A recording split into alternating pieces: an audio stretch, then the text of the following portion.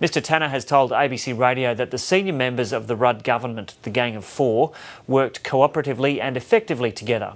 And he's challenged the narrative that Kevin Rudd was dysfunctional as Prime Minister.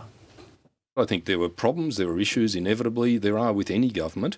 I think we had problems because the combination of being inexperienced, having been in opposition for a long time, together with the impact of the global financial crisis, which imposed a huge additional burden of activity and behind-the-scenes effort, meant that there were issues, there were problems. But my view is that these have been massively exaggerated in retrospect in order to justify the unjustifiable.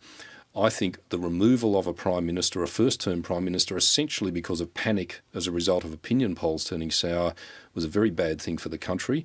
We're used to seeing opposition leaders getting ambushed out of the blue because their opinion polls are bad. I don't think that's great, but it's a reality.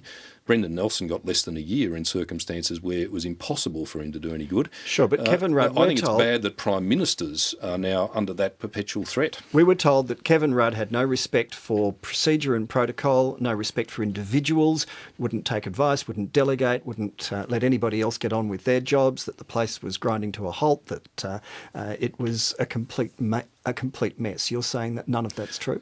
I don't agree with that assessment. You can pick out individual circumstances and say where things could have been dealt with better. Well, there was the David Marr essay. How important was that? Oh, look, I don't know. To be honest, I didn't read it.